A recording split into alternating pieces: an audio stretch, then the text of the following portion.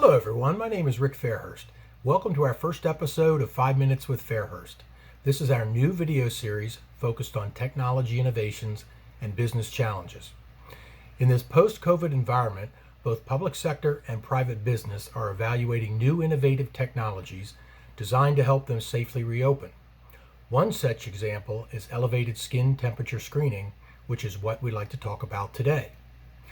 I'm joined by Skyline Principal Architect for Physical Security, Peter Pavlov, to discuss the available solutions in the marketplace and the considerations for interrogating these technologies. Welcome, Peter. So, Peter, what exactly is skin temperature screening?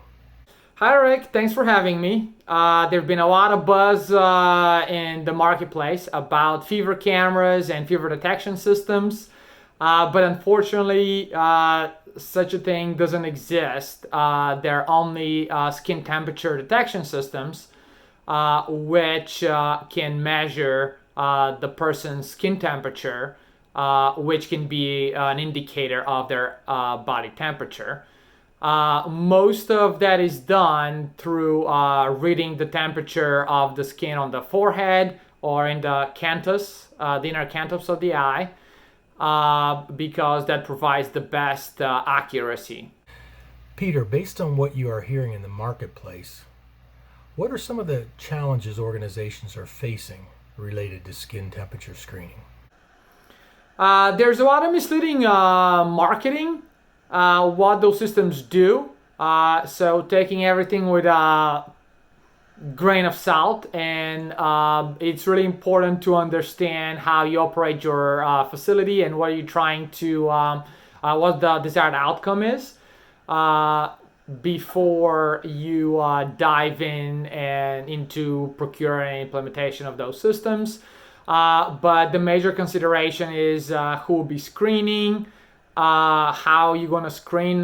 Those systems typically require their interactive systems, real-time systems. So having the right resources to operate them and enforce the rules for everybody going through them. That's good to know. What options for skin temperature screening are currently available in the marketplace?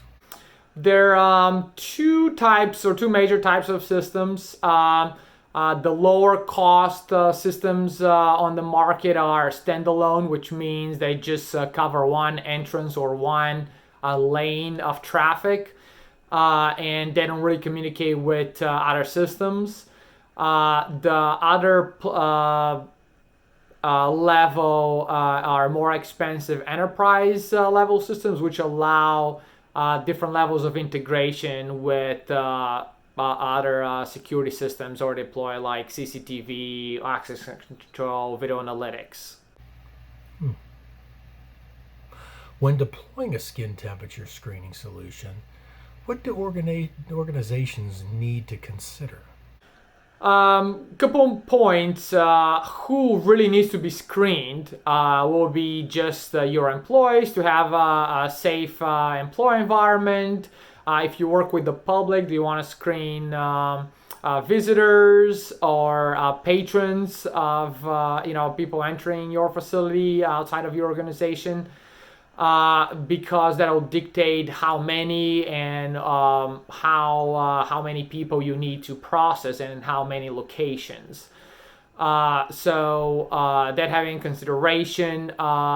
Typically, the standalone systems are great for employee screening. Typically, it's lower traffic. You can only deploy it in a few locations, so the cost associated with those deployment it's pretty low or relatively low. While if we're dealing with large traffic flow, visitors, employees, you already have sophisticated security systems. Enterprise level system, even though more expensive, can provide more benefits. Also, as consideration is that even though you can deploy them standalone, which means they're unattended, it's highly recommended that those systems are manned real time, similar as a metal detector. So you have personnel who can enforce people being properly screened, as well as to provide any secondary screening to individuals who are flagged by the systems having elevated skin temperature. This is really valuable information, Peter, and gives us a lot to consider. Thank you for sharing your time and your expertise with us today, and thank you, everyone, for joining us for our inaugural episode of 5 Minutes with Fairhurst. Keep a lookout for our next video as we explore video analytics and how it can be leveraged for more efficient contact tracing in this post-COVID environment. Have a great day, and we'll see you next time.